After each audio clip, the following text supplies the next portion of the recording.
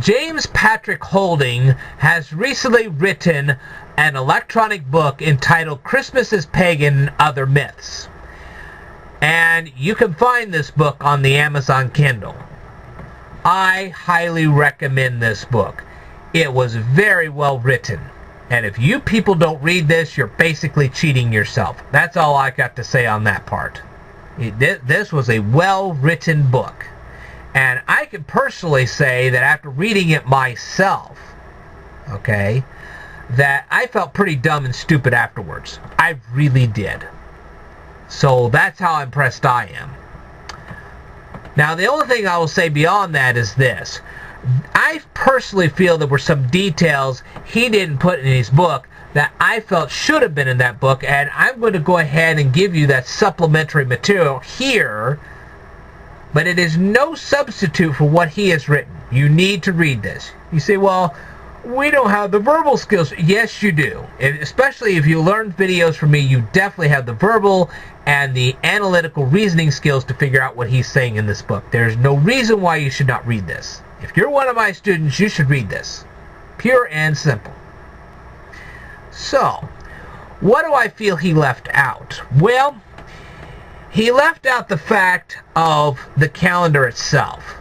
You say, well, what's the big deal about that? Okay, you're talking about, in modern times we have this thing called the Gregorian calendar. That's what we go by right now. But this calendar was a replacement for the original Julian calendar that the Romans were using back in the 1st century. Okay? And this is very, very important. Because if you're going to try to pinpoint the birth of Jesus, you've got to go by the Julian calendar and not by the Gregorian calendar. Okay?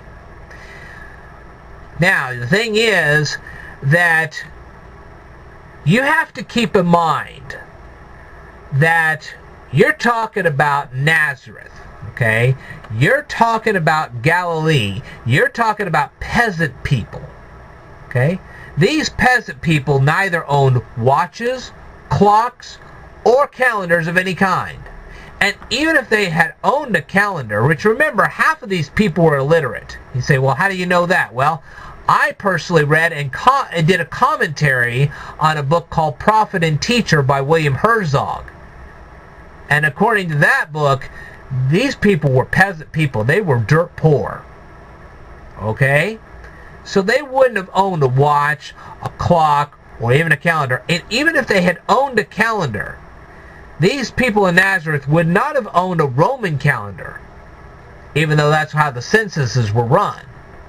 They would have owned a Hebrew calendar. Okay? But you have to keep in mind that over half these people were illiterate. So reading a Hebrew calendar would have been very tough for them. And on top of that, you're talking about people that probably didn't own or couldn't even read a Torah. Yeah. So you see how complicated this gets? Now, you say, well, wouldn't this be easy enough? Didn't they do a census? Yes, they did. So, how many of you people own copies of the Roman census that was taken at the time of Jesus? If you got a copy of that, you let me know, because we'd love to see that. But even then, let's say you do manage to find some kind of a copy of the Roman census during the time of the birth of Jesus. Let's say you find that. Let's say you find the exact page where Jesus was born. Now you have to translate that from the Julian calendar to the Hebrew calendar to get an exact date. Because Jesus' date would have been recorded as a Hebrew date, not as a Julian date. You see what I mean? So it gets rather complicated trying to track down the birth of Jesus. Uh-oh. So, now, imagine how enthusiastic these Romans were recording the birth date of a poor peasant boy. Yeah, they weren't really that enthusiastic about things like that. Even if they had recorded it down, that record probably would have been destroyed. Especially when they tried to crucify him. They wouldn't have wanted people to know when he was born. He was an embarrassment, for Pete's sake. See what I mean? So that's why it's so difficult to pinpoint the birth of Jesus, because records weren't really well kept for poor peasant boys.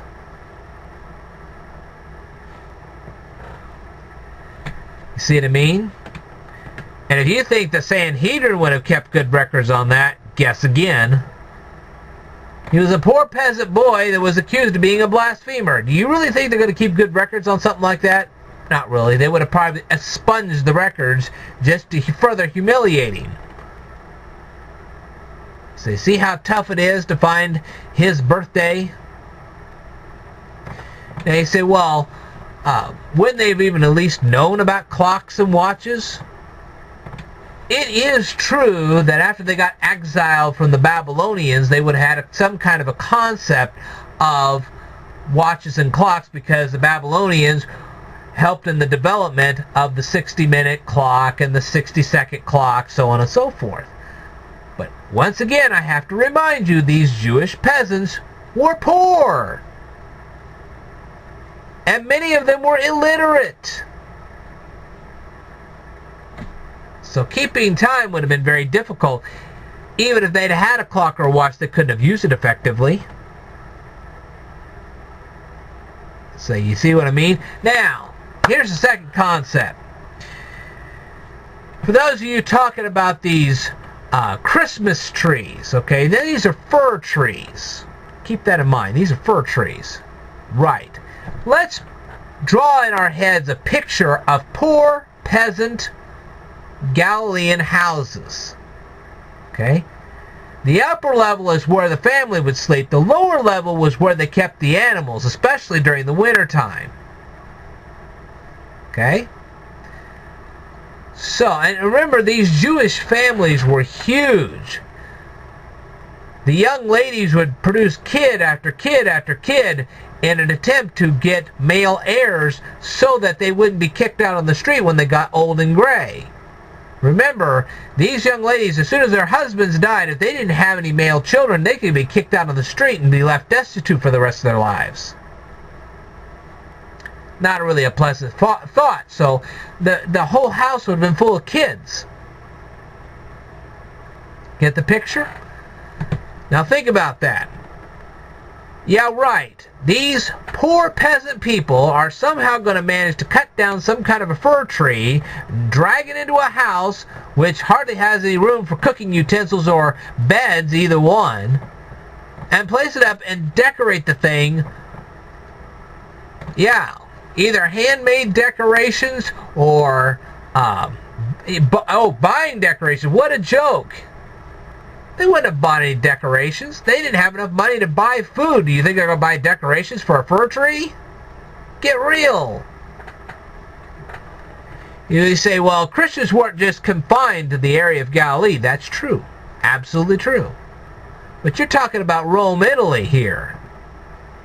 Yeah, them Romans controlled all those forests. You didn't just walk into a forest, chop down any tree you like, and took it home. Didn't work that way. So you see how absurd all this gets? You'd have to have money to do something like that. And the first century Christians, even by the 3rd century, most of these Christians were not rich. They were pretty impoverished. Okay, they were under Roman rule. And they weren't popular with the Romans, so they were pretty impoverished for the most part. So most of them wouldn't have gone in the forest, chopped down a tree, especially a fir tree. Keep in mind where those fir trees were. Even in Rome, Italy, it would have been hard to track a fir tree down.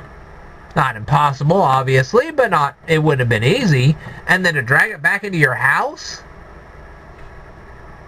in a small confined space with a big family and decorate it? What a joke. Just wouldn't have happened that way.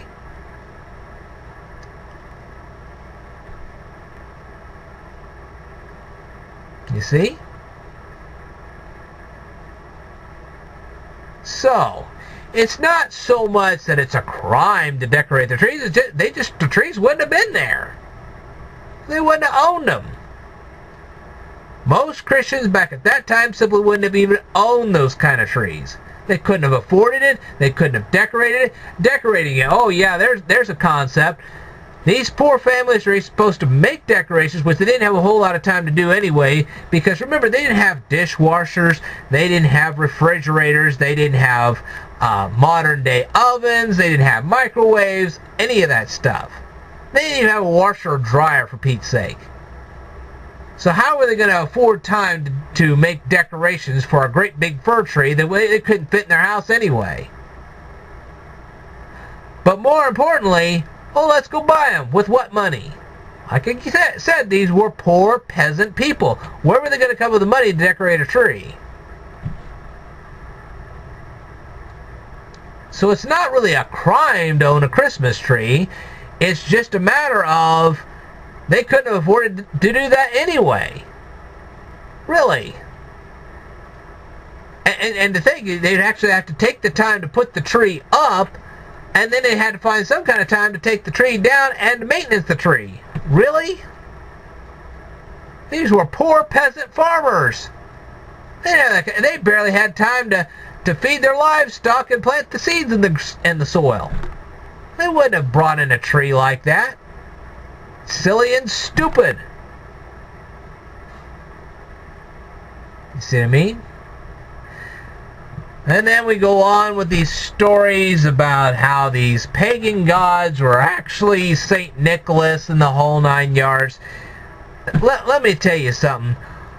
All these stories about these pagan gods, most of these Christians wouldn't even known these stories, mainly because they couldn't have read them. A lot of these stories were entombed in Egyptian tombs. They would have had to have relied on word of mouth. And even that would have been funky at best.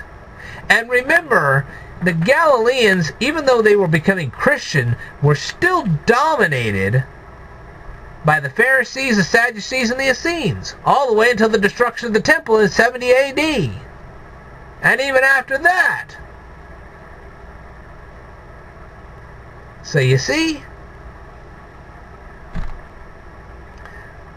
a lot of what these anti-Christmas people are doing is just a whole bunch of cocky duty. And when you have details like that, it really puts them in a tailspin. You don't even have to go as far as what James Patrick Holding did to tell them to kiss off. They're just ignorant when it comes to this kind of stuff. Like I said, you could just tell them the things that I just told you and really put their head in a spin. And let me tell you something. Do you honestly think that these 1st, 2nd, and 3rd century Christians would drag in a whole bunch of mistletoe in their house, considering how dangerous that stuff actually is? You wouldn't want to eat that stuff, trust me. Check it out, you'll find out. You don't eat mistletoe. So you wouldn't have it in your house because you'd be too afraid the livestock would get a hold of it, and it wouldn't be so good for the livestock afterwards. See what I mean? Whew. So it's those extra little things that I think should have been brought up, and maybe JP Holding will bring them up in some of his videos sometime. So that's the kind of supplementary things that I wanted to bring up in this whole thing. Now keep in mind, I also learned about those wise men. There wouldn't have been 3 wise men. No. This would have been a caravan of wise men. Why is that? Because they lived in Parthia. Parthia was not controlled at that time by the Roman Empire. As a matter of fact, the Roman Empire was at war with Parthia. Isn't that nice? So they would have had a caravan of wise men, okay? And they would have come from Parthia, crossed a war zone to have gone to Jerusalem, ultimately to go to Bethlehem to see the baby Jesus. And that star was not up there for just one single night. I guarantee you it was up there for a while.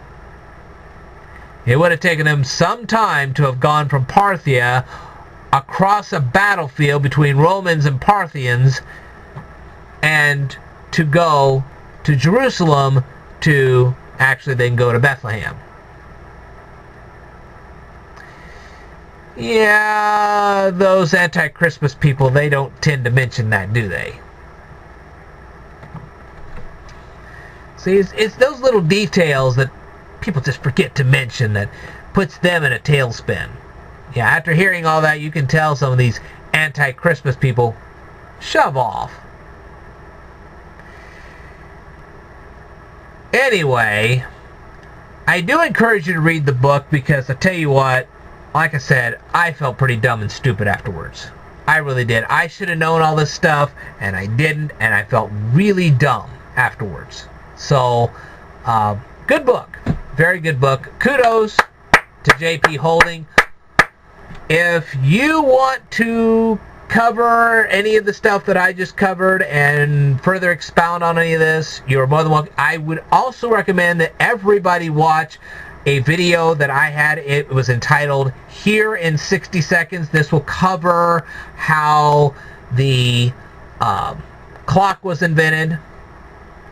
Okay? I would love for you people to do that. In the meantime, I will tell you more in a future video. Stay tuned.